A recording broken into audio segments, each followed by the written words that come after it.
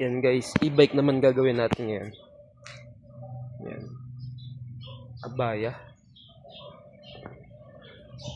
Tapos, ang naging issue kasi nito, una, naputol lang yung kable ng preno dito. Para to sa likod. Nakabili na ako niyan.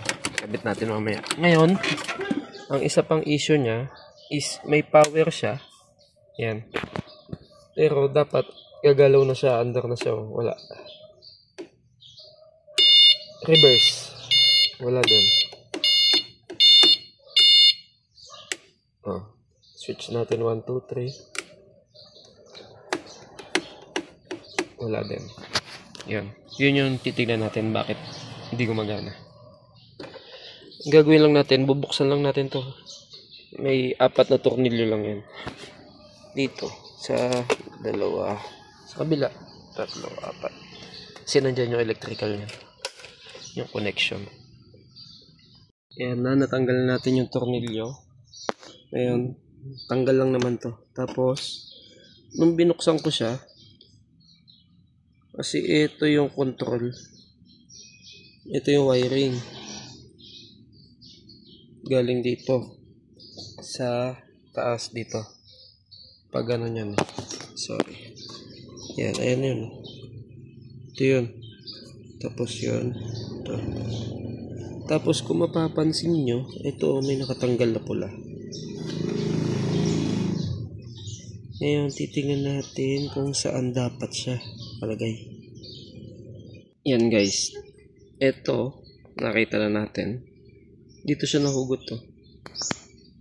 Sa pangatlo. Yan. So, dapat ang ka-connected niya is yung yellow to. Ito. Okay. Kabit natin. Yan guys. Bali, tinanggal natin yung pinaka-pin. Madali lang naman siya tanggalin. Yan. Ang gawin nyo lang, i-push nyo lang to. Push nyo pababa. Tapos mahuhugot nyo na yun. Bali, tinanggal natin para hihinangin ko ngayon. Na-crimp ko na siya, pero hinangin na natin para isahan na lang. Yan na, nahinang na natin. Kakabit ko na lang. Palamigin ko lang konti. Mainit pa eh. Pwede na. Kabit natin. Yan na guys, naikabit na natin. Yan yung socket nga, naikabit na natin. Testing muna tayo. Kung under na siya. Okay? Yan. Nakapreno lang ako. Tapos testing. Wala pa din.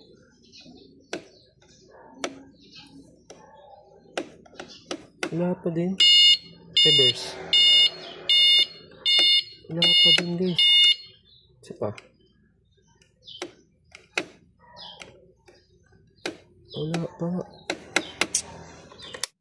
Yan na guys. Bali, nagpalit tayo ng throttle. Ito yung luma niya. Palit tayo niyan. Tapos, nagpalit din ako ng bagong kable ng preno. China yung tatak. Ito yung preno na to. Sinaputol. Ngayon, balik lang natin. Safety natin yung wiring. Then, testing tayo. Okay, gumagana na.